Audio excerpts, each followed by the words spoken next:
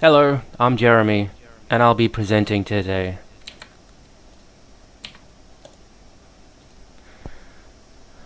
Alrighty, the title for this presentation is Building Male Communities for Better Health Through the Sons of the West. This presentation covers the findings of the Sons of the West 2019 Premiership Program. This research was possible through a PhD partnership with Victoria University and the Western Bulldogs Community Foundation. My supervisors are Professor Jenny Sharples and Dr. Kim Shearston. So a little bit of a background on why programs like the Sons of the West are needed to address health inequity in men. So as you can see from the graph, men have a lower mean age of death compared to women overall, and this gap is even wider in lower socio-economic areas, so this gap is 8 years. So outside of biological differences, the gap is explained by men's attitudes regarding health and how health-promoting behaviors affect men's sense of identity. So many men perceive their value in society is determined by how strongly they adhere to traditional masculine stereotypes. So this means men will often remain stoic or reluctant to seek help during periods where help is needed. So this means men will often fear being devalued by showing emotions.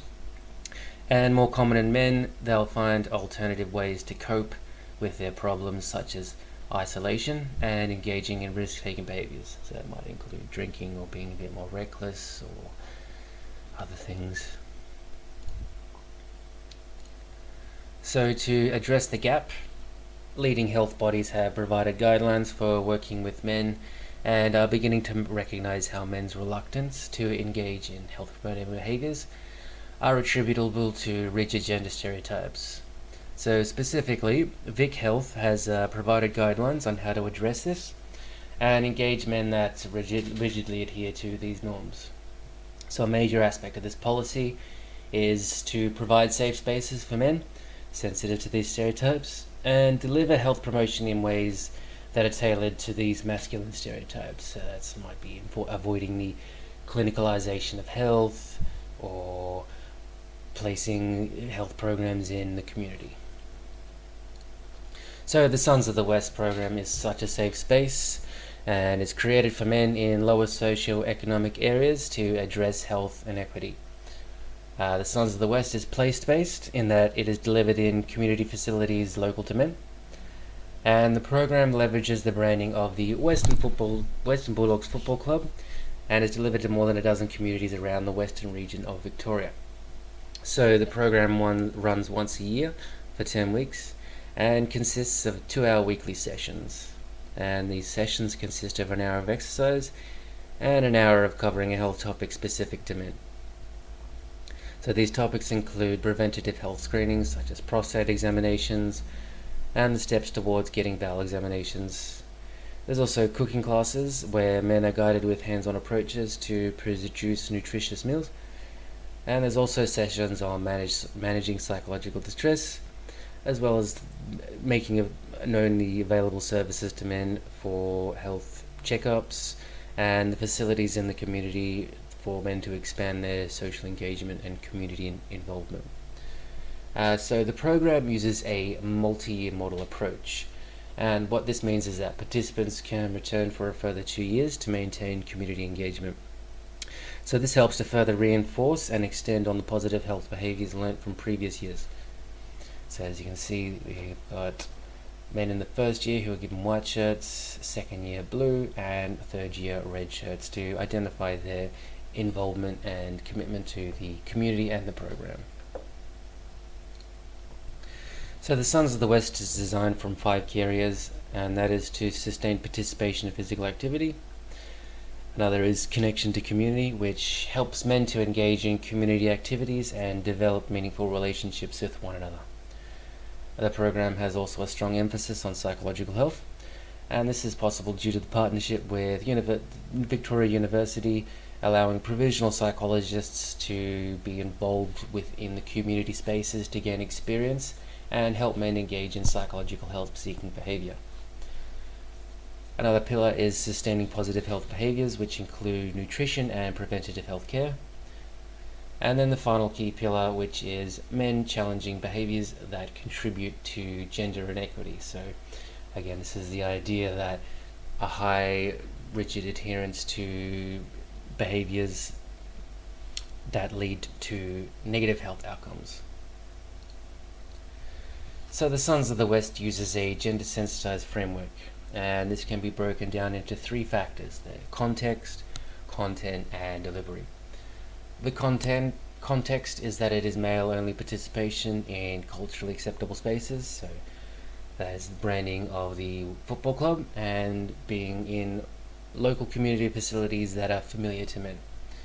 The content is that it is action orientated towards health behaviors, as previously mentioned, hands-on demonstrations and classes on cooking, exercise, and approaches that show action-based health promotion. It's also delivered in a way that works with but also challenges men's rigidity to masculine norms. So again, this is the idea that it doesn't just try to work around some norms, it also tries to help men loosen their rigidity or become more flexible to certain norms to be able to approach positive health behavior. And this is that idea of positive masculinity, where it doesn't have to be that you aren't weak enough to seek help, but strong enough to actually speak up and engage in health promotion or expressing emotions or the like. So this framework provides a safe space in the community to help build men's health capacity. So we measured several health outcomes. First is health self-efficacy. It's a 20-item scale we developed from the research, and it includes measures on exercise, diet, mental health, and physical health seeking. And an example question was, I feel comfortable seeking help for my physical health. And men rate how confident they are from 1 to 10 that they can achieve that or carry out that specific behavior. So the reason why we measured health self-efficacy is that it is a key indicator of long-term health behavior change, and it is the key variable that health behavior interventions seek to improve, and thus improvements reflect the effectiveness of the program. So we also measured health behavior. So this includes community facility access, and that's gyms, sporting clubs, and community exercise programs such as the Heart Foundation Walking Group. We also looked at health service access such as GP checkups and seeking a psychologist, and then finally exercise frequency, so all that makes up health behavior as a correlated measure. We also wanted to look at how psychological distress decreased through the program, and we used the K10. So this is a diagnostic that measures anxiety and depression. And as you can see here, the results from the 2019 Premiership program showed significant increases in health self-efficacy, health behavior, and significant decreases in psychological distress from pre-program to post-program. So the effect sizes for health self-efficacy and health behavior were large, but we had smaller effect sizes for psychological distress. We also measured the conformity to masculine norm scale, which measured how rigidly a respondent adheres to traditional masculine stereotypes. So some of these questions include, I like to talk about my feelings, and this is reverse scored. So once it's reverse scored, higher scores mean higher rigidity to these norms. Another question might be, I never ask for help. So from pre to post program, this global measure significantly decreased. However, it makes up 9 sub-factors, and when broken down, we can see that only 3 of these had significantly decreased, while the other sub-factors were unchanged. So these were self-reliance, dominance, and emotional expressiveness. What's really important about these findings is that these are the key sub-factors of conformity to masculine norms, which have strong correlations to negative health outcomes and negative correlations to positive health behaviors. And so these theories support the idea of gender-sensitized delivery as being effective, but also that it's not necessarily being working around gender norms, but also helping men to become more flexible in adopting different ways that they see their masculinity.